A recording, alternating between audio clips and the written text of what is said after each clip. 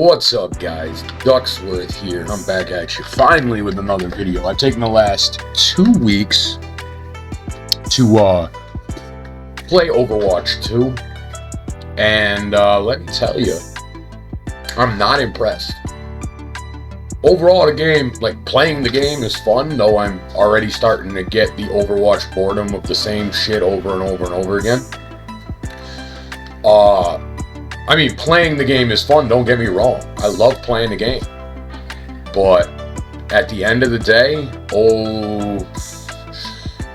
it's nothing too new. They didn't break the mold with the changes or anything like that. And, yeah. So, this video, I'm going to touch on a few topics. We're going to go over everything for the first 2 weeks the way I see it. So we're going to talk about the launch first, which is important because the launch has a lot of things. Then we're going to talk about gameplay. Is it fun to play? Yes, it's fun to play, but there are problems. Monetization. I got some choice words for that. The competitive system itself, and then the last thing we're going to talk about is the extra security features that were implemented and what they mean.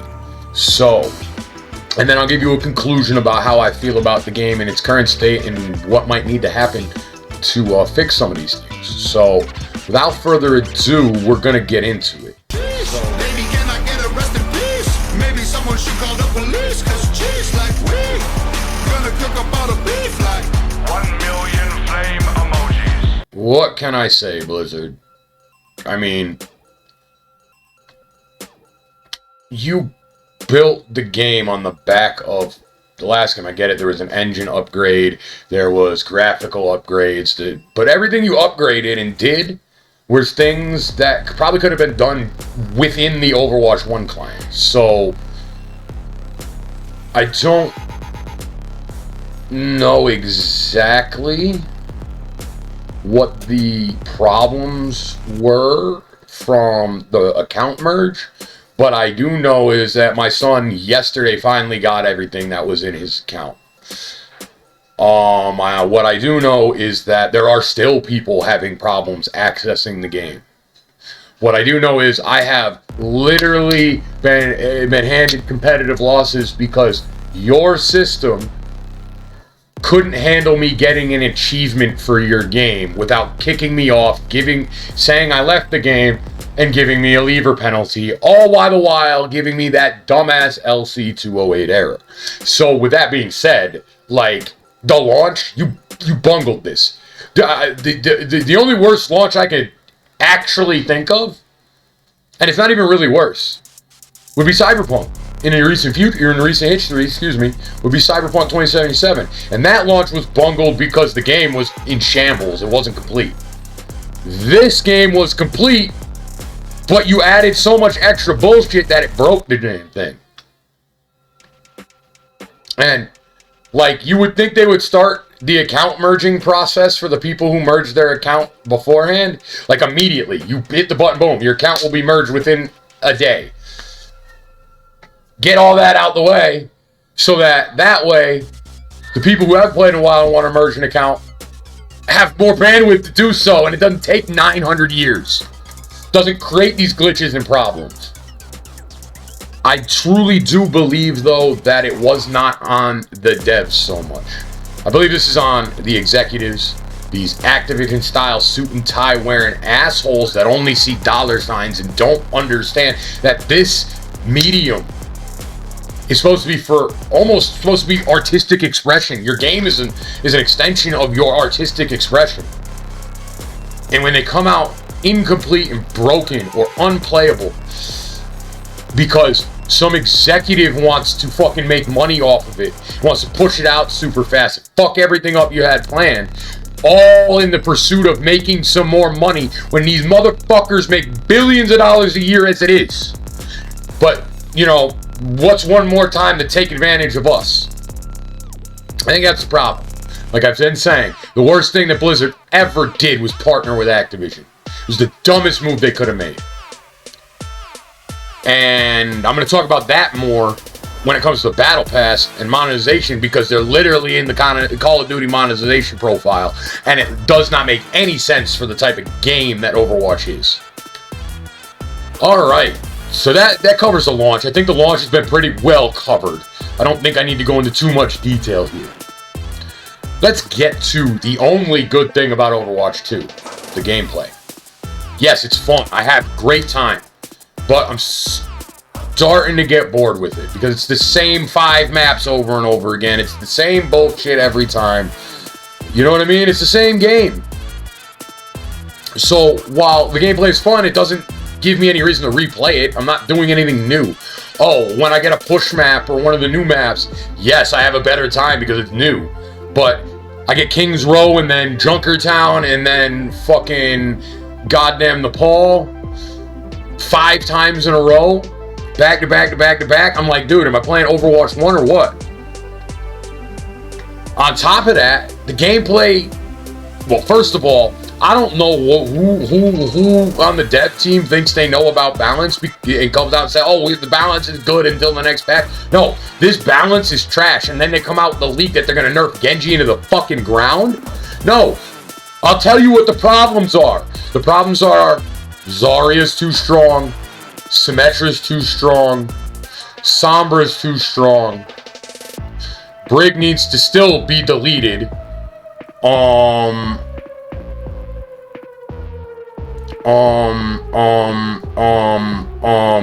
Doomfist rework is not working. Just going through all the heroes in my head. I feel like Ryan could be in a better place. He's good at lower ranks, but once you get to the higher ranks, he's kind of trash. Doesn't have the utility that other characters have. It's funny to me that all they did was change how Zarya's bubbles work, and she becomes the fucking strongest tank in the game. That's kind of funny. But these guys don't know what balance is. I can tell you a few ways to balance the game. You don't give Sombra 40%. You give her the 1 second shut-off time and a 5% damage boost to the entire team when targeting the hack player. I think that right there fixes Sombra, because it's a lot less damage, and you would need, for the hack to be effective, it has to be capitalized on by more than one player at the end of the day. I think that is a good place for Sombra. Now, I might be wrong. No, I'm not a developer, but I would like to think that the people who play the game almost every day and that love the game and know the nuance of the game and all that stuff, I'd like to think that those kind of people will be the ones that you come to for balance. I also would like to think that this model of balancing a game from the top down makes it harder on the bulk of your community, because not everybody's in that top 500, top 1% of players that the balance changes are made for. So that top 5%, that top 1% gets everything they want all the time at the detriment of the broader community. Because I'm going to tell you right now, there's a lot of people that play at Masters, Diamond, Grandmasters that make bronze counts go down to bronze and get rolled because the game is played in a completely different way. I don't think there's an actual meta way to play Overwatch like a lot of people like to think. We like to quantify things into a black and white system, and Overwatch, just like life, is more nuanced than that. And so I think it would be better to take people from all over the community. Take bronze players, silver players, gold players, plat players, diamond players, masters, grandmasters, top 500. Get a bunch of them in a room together every 2 weeks before every fucking patch, and have them sit down and talk about where the game is from their perspective and come to a consensus about how things need to be molded. That is basically what fucking Ubisoft did with Rainbow Six Siege. They admitted that they had no idea how to balance the game and asked for help from the community, and that game is it's not always balanced, but it is a lot better balanced than Overwatch is half the time. I can tell you that right now. The only reason I don't play Siege is because I don't like the fact that Siege is super heavily weapon dependent.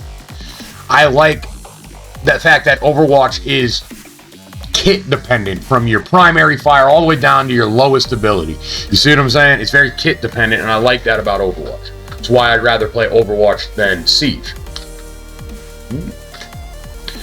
I also feel that there are some hitboxing or hit detection issues going on with Overwatch. There's a lot of times where I'm barrel stuffing somebody's chest and getting no hit markers. And that is unforgivable.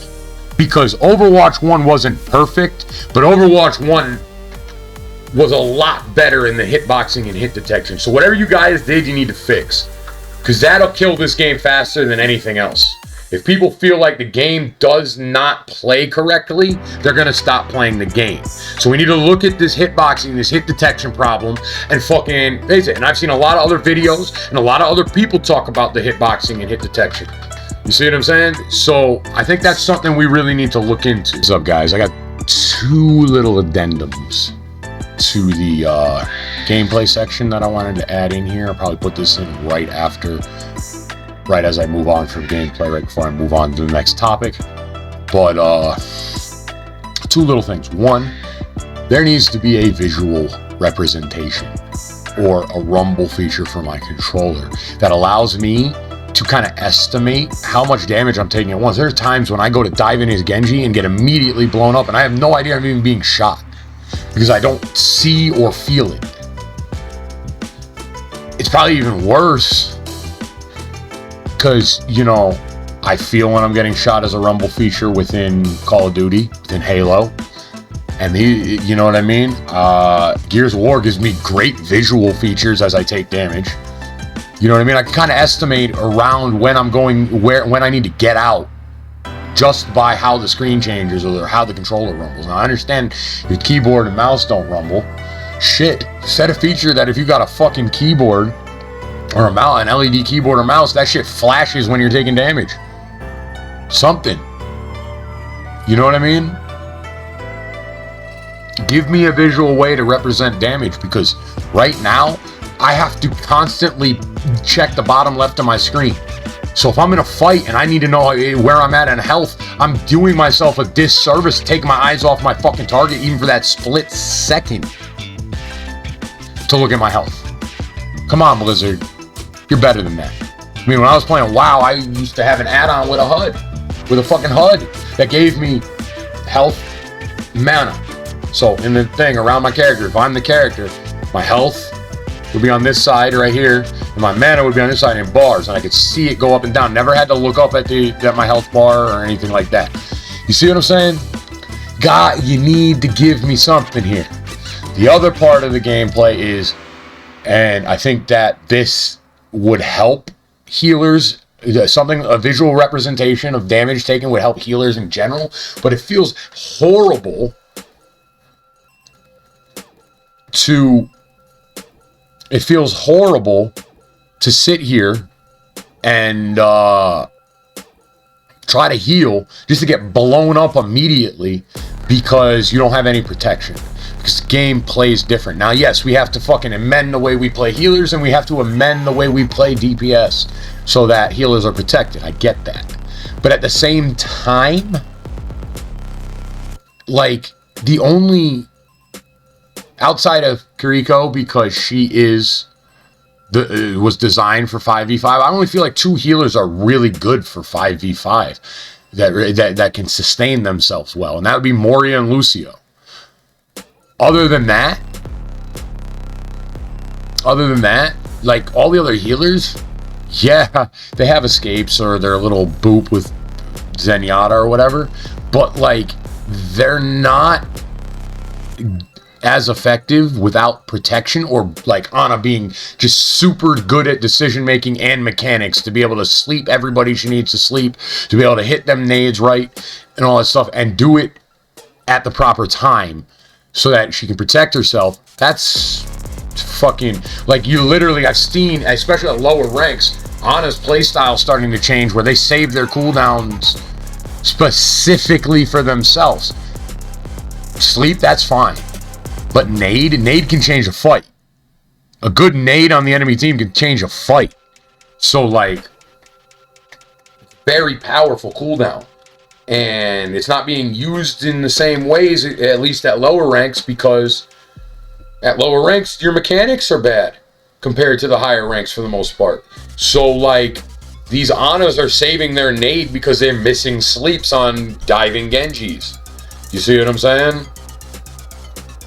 And they're just getting blown up. And that goes for a lot. Baptiste is, I guess, workable if you have good mechanics because of the immortality. But, like, most to the hero, like, these healers, the ones that have a, like, Moria has a fucking insane escape. Lucio is just too fast. Like, I can just bounce on the wall and I'm out. You see what I'm saying? Like, those are the only two to feel good in, other than Kiriko. And it took me a minute to get decent with Kiriko, but I'm starting to understand and get my aim down and everything with her. So those three you put over here, and everybody else, healer-wise, just hard to play, especially at the lower levels. And I think Blizzard needs to take a look at that not everybody is as versed in, smart as, or mechanically sound as the top 1% of players. And the game balance does not help. You know, it feels like 95% of games I'm getting people kind of forced into or playing the healer role because it's the lowest fucking wait time, and not because they're good healers. Because, dude, I don't know how many Morias I fucking find that have the end of a fucking competitive game have like 3 grand in healing, but fucking top damage. It's ridiculous. I understand you have to damage to keep your resources up to heal as Moria, a player. I get that, but that's exclusively doing damage in a game with multiple rounds. You see what I'm saying? Or you get people who just started playing Mercy or some shit that just sit on the tank with their healing, never DB, never fucking move off unless the tank dies, and then they just skip around until the tank comes back so they can be protected. You see what I'm saying? Something needs to change. We need to rework how healers work, because they're not survivable. Also, I hate to say it, but in your effort to make tank more fun to play and to speed up the game, you basically made it a 1v1 between tanks. Whoever wins that 1v1, or whoever wins the tank battle, basically wins the fight for their team. And you can't do that. There's gotta be ways to get around losing a tank. And so when they say this is balanced, that's why it's a couple of the reasons why it's not. So now here's something I want to get into, and this is the monetization. We're going to start with the Battle Pass. Battle Pass. Now, I have amended my statements on the Battle Pass because I did not realize something. So things like this, the mechanical brain, right? It's just sitting there. And I'm wondering, I was always like, what is this for? It doesn't matter. But I came to find this out a couple days ago, and this makes this a little cooler. These things, I didn't mean to go in the shop. These things, heroes, right, can be, so say I'll take Genji. They can be set in your emote wheel, and they work just like emotes, right? So if I go to collectibles, I go to here and I have mechanical brain. Oh, it's like an emote, right? Same thing with salty. It's like an emote, right? So that is a cool thing. Gives you a little bit of extra freaking personality to your character, your own personality, because those are things you could. I think the salty one is cool. I think the mechanical brain one is cool. So those are things I can set on my character to kind of give the character my own personal flair. I like that. That's better, right? So that to me adds to the value of the Battle Pass. Now that I kind of understand kind of what's going on with the Battle Pass more, though I do think the Battle Pass is still too much of a Call of Duty style Battle Pass. And you know, for what we had, and we were spoiled with Overwatch 1 getting everything in the game for free. Not gonna say we weren't, but there's certain things in here that are not worth 10 cents, let alone being part of the $10 battle pass. Like, I might not be able to draw out the person, but you give me that graphic, I can replicate this in Photoshop in 5 minutes. And that's all of these things. These are a little better, they're a little more intricate because they whatever, but they're still the same as Overwatch 1. There's nothing new about it. Obviously, you know, you get a bunch of stuff from buying the battle pass. Yes, we get that. But I will say this, for $10 to get the only customizable skin in the game, as long as you put in the work, put in the grind, that's worth it to me. Getting this skin, regardless of how I feel about the customization options and how little they do for me personally within the world of Overwatch, because it's customizable and it's basically the best skin in the game, and I'm only paying $10, that makes it worth it. And I'll show you why. Now, is it worth $10? No, it's pixels on a fucking screen. Should I have to pay for this shit? No, it's pixels on a fucking screen. It adds no actual value to my life. It helps my children none. It doesn't put food on my table. Doesn't keep a roof over my head. Doesn't pay the bills. Right? It's literally pixels on a screen. That's why I don't think any of this shop shit is worth it, but that's my personal opinion. At the end of the day, compared to the other prices, this is a good deal. And why is it a good deal? Because look at going into my Just For You, right? Going into here. That is not. So if I just were to buy, right, this is giving me a deal. I can get this for $15.83, so almost $16, 34% off, right? Right? The karate skin itself is almost 20 bucks. It's $19. Right? Sojourn skin, $15 for this pack. But if the skin itself is $15. You see what I'm saying? But I get the mythic Genji skin for basically $10 and playing a game I bought a battle pass for, so I'm probably wanting to play the game in the first place. So as long as I play it enough to get the skin, the $10 investment was worth it compared to this predatory shop model they got going on here. You know what I mean? $40 for that watch point back. I get more skins, and not all of them are great, but I get more skins. I get more skins, right? I pay $40 for this. I get $20 in coins. So I can buy basically one extra skin. So I'm going to get 4 skins. 4 skins. 4 skins for $40, right? When you go into the battle pass, for $10, I'm going to get 1. Well, let's go to the front. So we get 1, 2, 3, 4, 5, 6, 7, 8 skins. And the final skin you can get out of the battle pass is a mythic skin, the best tier quality skin in the game for $10. I'm not spending any money in this store. I don't care how cool the skins are. That's bullshit. Those skins aren't worth $20, Blizzard. They are literally pixels on a screen. I feel like, but the biggest problem is, at least in the predatory system that is Apex, I get packs. I get the chance of fucking maybe getting something cool every so often as I play the game. What do I get for free here other than currency? Which fucks, what the fuck? Currency? Look how much currency you get. The math on this is you get 60 currency, right? Right, so let's take a $20 pack or a $24 pack. Let's take a $24 pack, right? 2,400 currency. So I'm going to bring up, I'm going to come over here. We're going to turn, all right. So we're going to pull up the calculator, right? You can get 60 a week, right? Say I wanted to save up for a skin. I get 60 a week, right? So let's do, get the big ass calculator here so y'all can see. So let's do 2, 4. I'm going to buy it at full price. 24 divided by 60 equals 40. It'll take you 40 weeks, literal 40 weeks, to buy a full price skin from the store.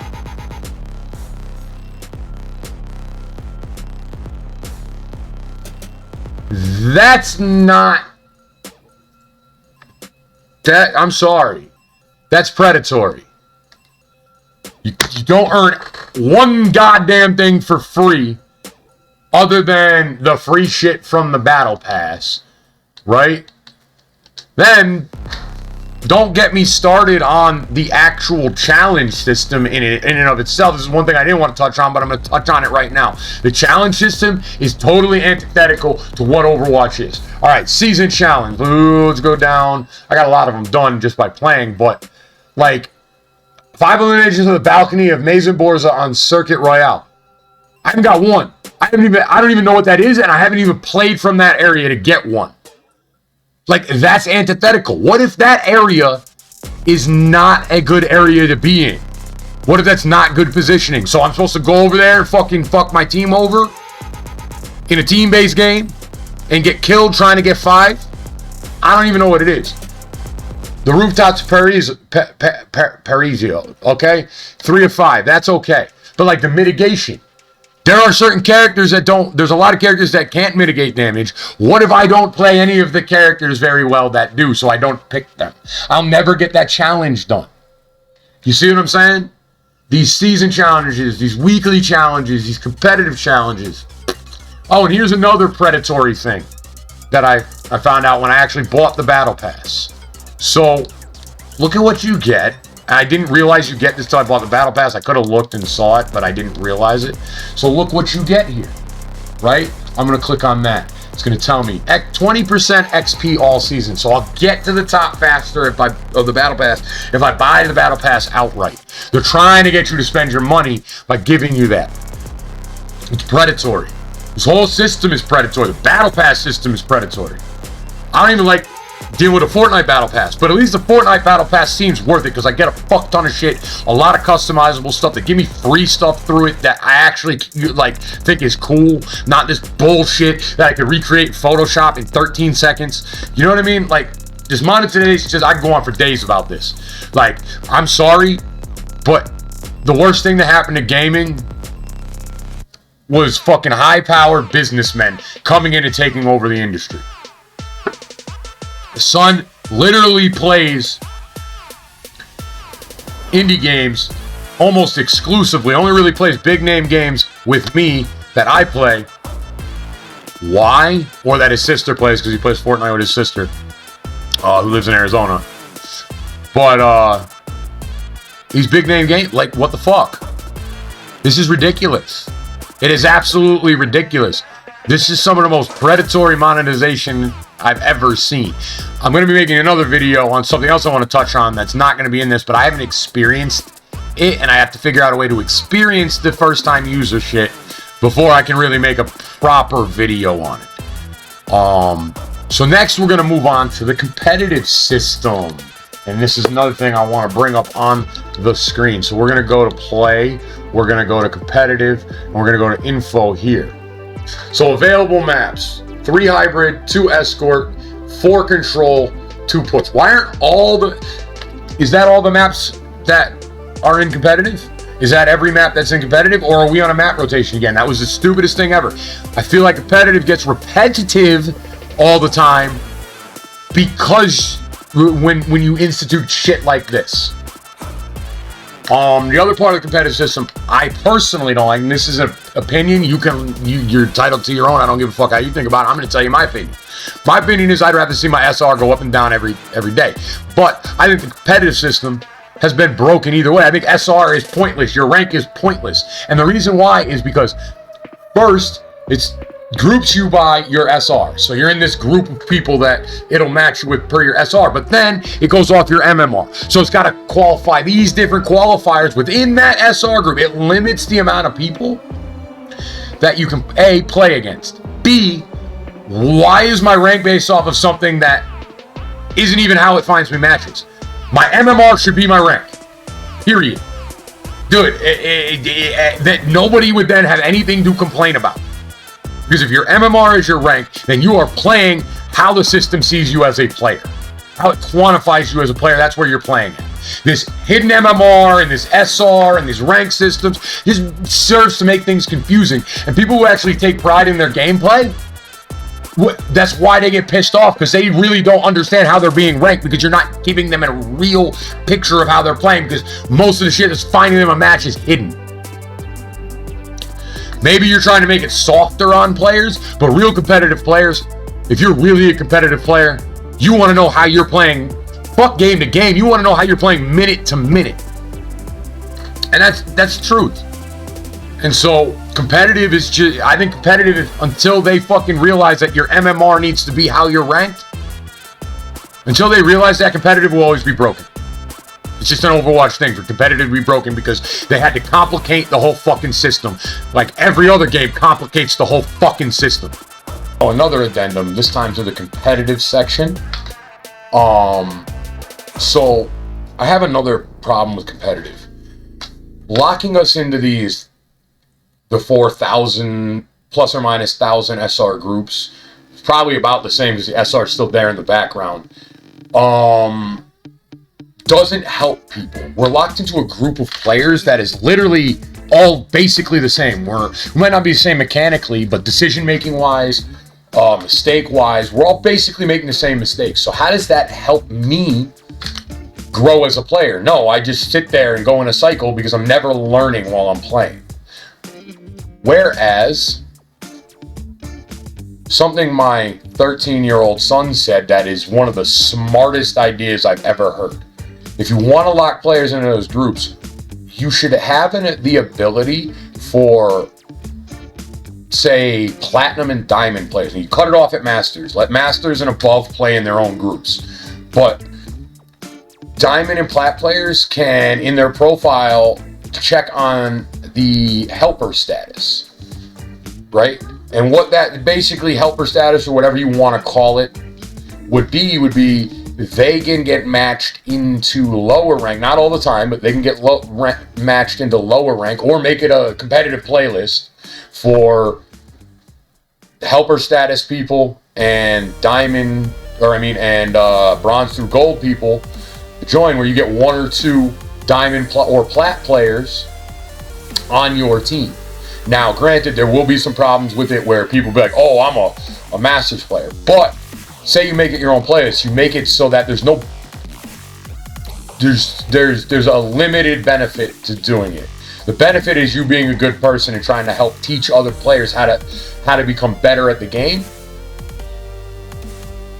But your SR gains for playing in lobbies that low are very, very small, to the point where it makes almost a negligible difference in what your SR is. So that way, you don't get people who are going to go into that status just so they can beat up on the little guy. The point is, if I get to play with a diamond or a plat player as a bronze or silver fucking player, I'm going to learn. If they're there in that system, they're there to help me. They're here to teach me. They're here to give me pointers, right? It would literally actually it would actually help with toxicity if you think about it. Because the players that would sign up to do this are going to be not arrogant players. They're going to be players that like competition, that like to help people, that kind of thing. The arrogant players, because they're not going to get anything out of it, they're going to be like, I'm just going to play regular. You see what I'm saying? And now, how do you entice people? Well, if somebody plays X amount of games, 25 games in that playlist as a diamond or plat player, they should get rewards specific to helping at the end of the season. Cool ass skins, something that would make them want to at the end of the season. Also, now in this mode, there should be a reporting thing. If somebody comes in the mode just because they want to feel good about themselves, but beating up on people that are less skilled than them, they should be reported. So basically, if I get a diamond and plat player, if they're playing in that mode, they have to be in voice chat. They have to be talking. I think everybody should be required to be in voice chat in that mode. The other thing is, If the diamond or plat player is not talking, not helping, whatever, you can report them immediately and they can get kicked out the mode. Now, obviously, it would go on a review of what happened in the game,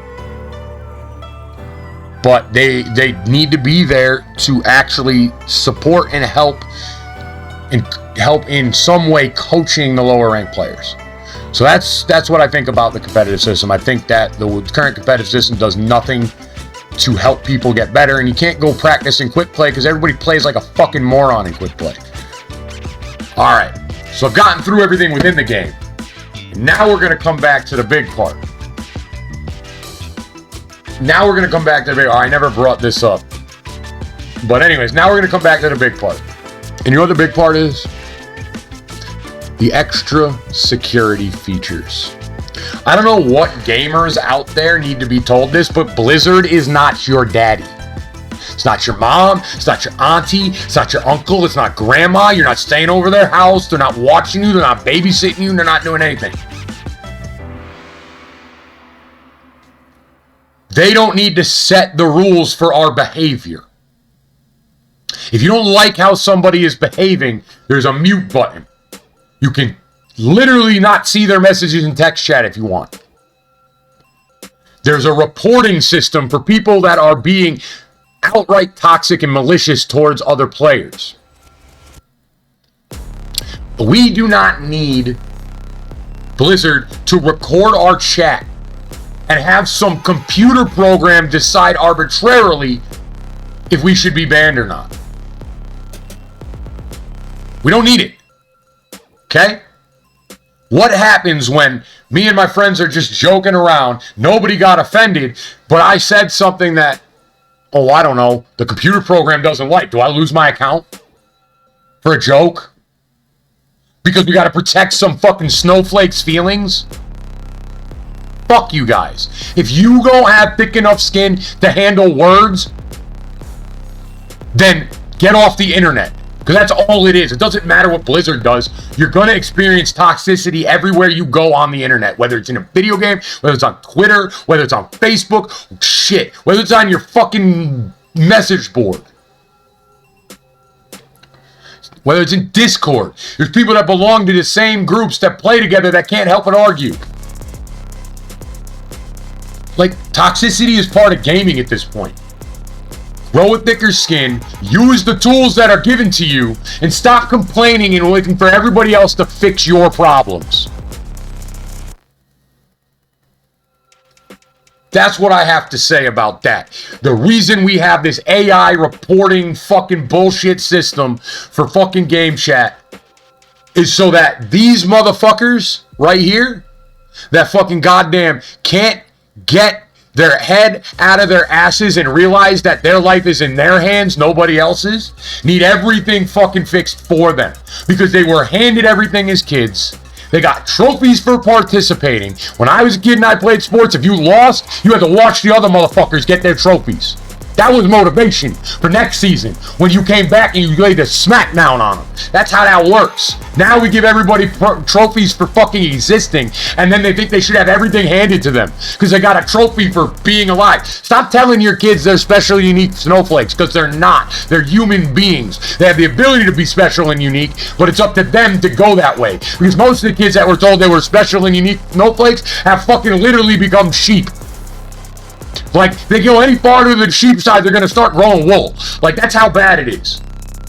My mom tried to tell me that, and I realized from a young age, because I'm smarter than the average bear, I realized from a young age that the world doesn't give a shit about me. I could live till 80 or die tomorrow because I fucking slipped on a patch of ice. Nothing, nobody but me gives a shit about me.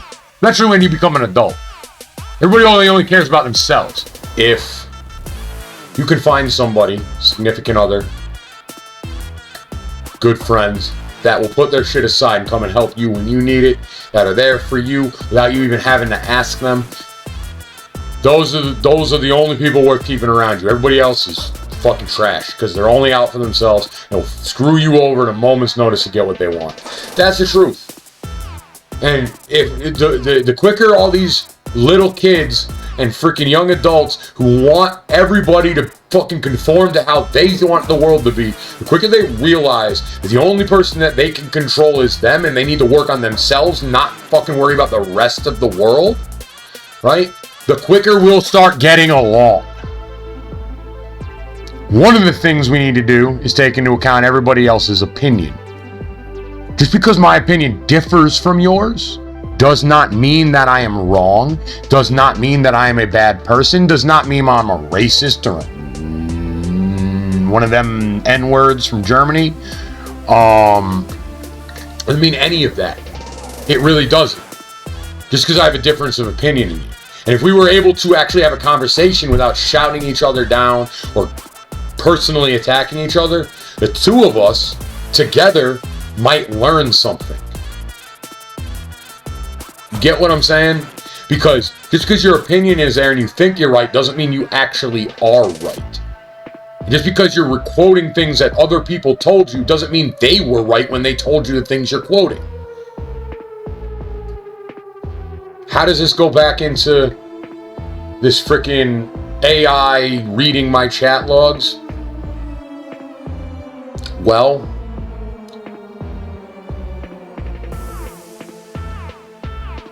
I mean, if you can't handle it in the real world, how are you going to handle it right when you don't even have to see the person? When you can mute the person? Like you have all these options at your disposal and you're waiting for Blizzard to do something about it. They already did something about it. They gave you options to use. Use them. Stop complaining. The only time you should complain is when you can't control the outcome of something. Blocking, muting, unfriending, all that stuff. Guess what? You know what that does? What? It controls the problem.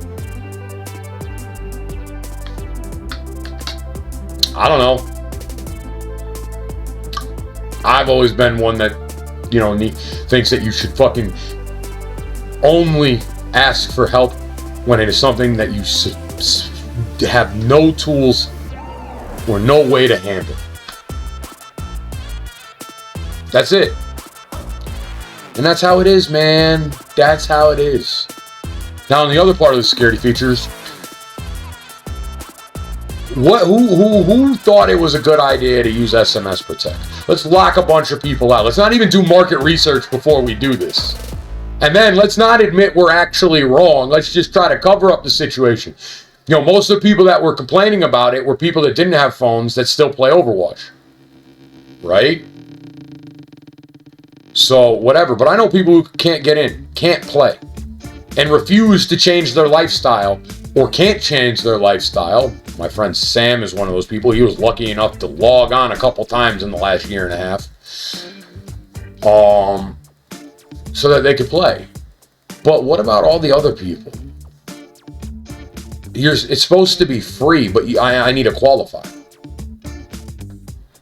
Right? Okay. How would you feel if you walked into like your local grocery store and they had that sample stand where they're giving out free samples? But before you could get a free sample, you had to prove via income that you were able to afford to buy the full product, whether you were going to buy it or not. Who are they to tell me I can't sample something that I might want to buy, even if I don't have the money now? Maybe I want to save for it in the future, but I might not want to, you know what I mean? Dude, people would have a fucking conniption. That grocery store would go out of business. So why are we letting Blizzard do this to us now? I can play the game, and I will play the game as long as it keeps my interest. It's starting to wane, but I'm going to. But like I said before, I will stand up to Blizzard and all the bullshit they're pulling. Because Activision Blizzard, you guys have turned into one of the shittiest companies I have ever fucking seen. On top of that, you know when I stopped getting LC208 errors? It wasn't when Blizzard did all the fixes. It's when I fucking was able to remove my goddamn phone number off the account. All of a sudden, I wasn't in the SMS Protect system anymore. And then I got kicked from the servers for an achievement, and it let me right back in. The time before that, it LC208'd me for about 5 minutes, and that's on stream. LC208'd me for about 5 minutes until it let me back in. Both times, it caused me to have a lever penalty and lose and have a loss in the game. The first time was winning. This is what I'm talking about with the bugs and the glitches and shit. It's one thing to make a game that has a few glitches, you can get through walls here or there, nothing too game breaking, right? It's all another thing to make the game and have it glitch out when I get a fucking achievement to the point where it kicks me off the servers and makes me fucking lose a competitive game.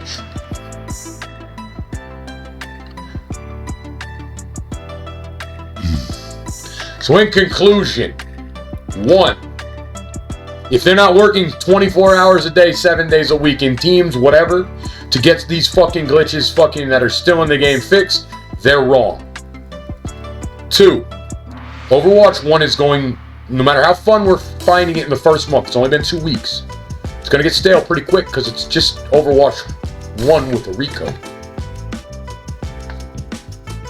Right? People are going to start leaving. This PvP better be the best PvP experience I've ever fucking seen in my life. Because if it's not, Overwatch 2 will die, Overwatch will die, Overwatch League will die. And Blizzard will be out a fuck ton of money. And you want to know why? It's because of the decisions of these shit-ass fucking Activision, Blizzard, suit and tie wearing executives that only care about taking as many pennies as they can from you. If they could literally just give you stuff and then go in your bank account and take the money legally, they would. They do not deserve your money or your respect. And until they fix this shit, until they institute, at least give me a 1 to 2, maybe a 3 item fucking loot box. You can change the percentages that I can earn every couple levels to keep me getting things. You know, with extra stuff, whether it's a whole bunch of bullshit items or not. Give me something, a dopamine rush that makes me want to keep playing the game. Because if I don't have the money for a fucking battle pass or nice skins, I'm going to get real bored real quick.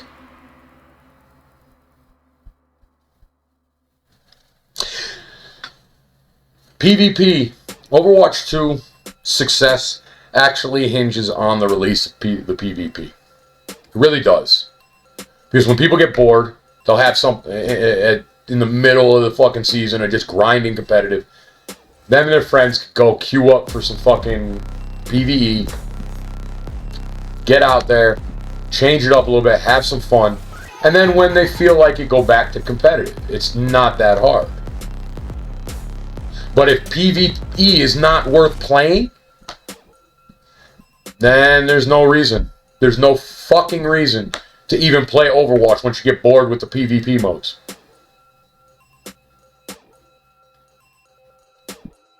You have big expectations, Activision Blizzard, and you're currently failing your fan base.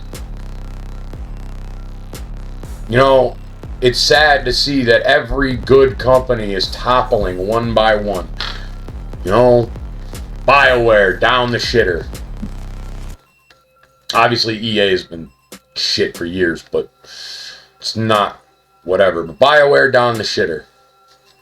Bungie left Microsoft because the execs at Microsoft were basically castrating fucking Destiny.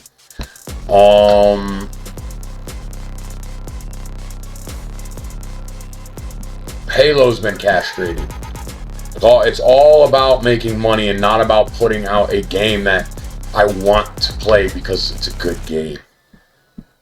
In the end, if PvE, and I'm already kind of suspect about PvE, because if you've seen the last, I don't know, 5-6 updates for fucking World of Warcraft, their progression system, dude, I'd rather literally hit my junk with a meat tenderizer than deal with the World of Warcraft's current progression system. And they got head designers for World of Warcraft's progression system over here designing the progression system for fucking Overwatch. It scares me. If progression systems need to be concise and simple to understand. That's 1.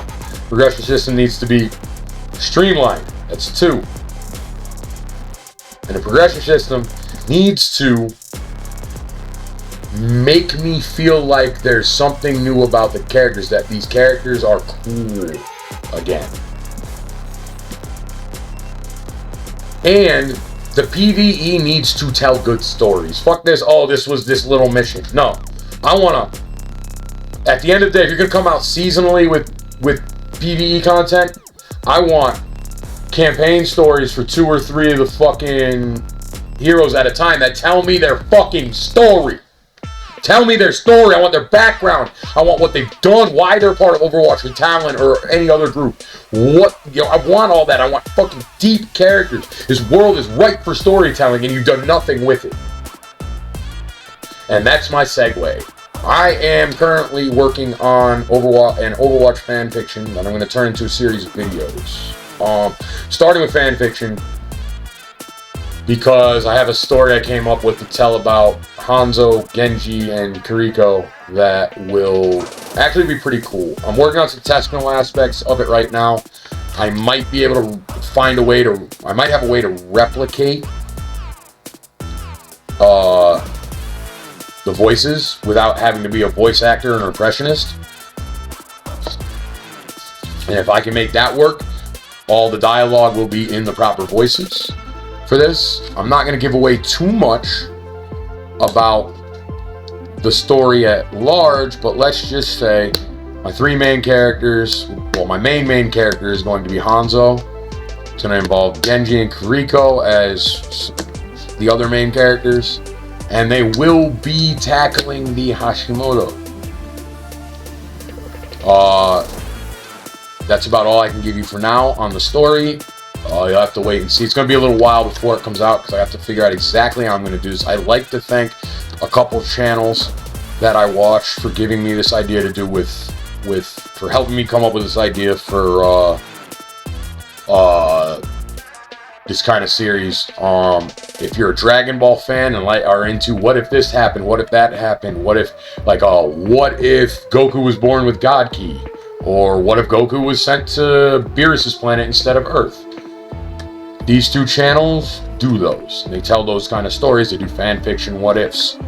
And they're really good. The 2 channels I'm talking about are Carthu's Dojo and Salad Sand. And let me tell you, they are really good, really knowledgeable about Dragon Ball. I'm a Dragon Ball fan. That's why I watch them, because I like those kind of things. But I'd like to thank them specifically for giving me the ability, or giving me the idea to tell stories in the Overwatch world, which is ripe for storytelling. Like, dude, there's so many characters in Overwatch that Blizzard come out with their own movie studio and make Overwatch movies and have a better fucking connected universe of movies over the course of the next 20 years than fucking the MCU could ever dream of. And if you do it all animated style, and the same kind of animation that the game's in, let's go. Then you could do so much with it. Power could be so good. And that's something that I wish Blizzard would look into, because the Overwatch world is ripe for storytelling. So the Hanzo Genji story is going to be the first one, but I am also in the process of creating a few characters that kind of fit into the Overwatch world in a way. Maybe making them from some other places, adding my own flair, and telling their stories within. So they're my own created characters within the Overwatch world. That'll be coming up later. But the first one I want to tell is this Hanzo Genji Kiriko story, because it's the first thing I thought of, and it's a really cool idea from just how I want to do it. So what I will tell you about it is it's going to start off basically right after the Dragon cinematic. So if you haven't seen the Overwatch Dragon cinematic, play Overwatch YouTube channel, look that up. That cinematic is one of the best they ever made. Great story, great action in it. You get to learn a little bit about Hanzo and Genji's relationship and why Genji is a cyborg. I'm not going to give you any spoilers right here, but that's what's going to be coming up on the channel, hopefully here in the near future. as I continue to get these stories together. Like, I'm in the beginning stages. I have my overview, my ideas, and I just got to really write everything. So that's what I'll be doing there. So be on the lookout for that. And yeah, I hope you guys enjoyed the video. Don't forget to subscribe if you haven't already. Like, comment, share. If you made it this far, please subscribe and leave a comment. Let me know what you think. Tell me I'm an idiot. I don't care. But until next time, thank you, and I will see you later.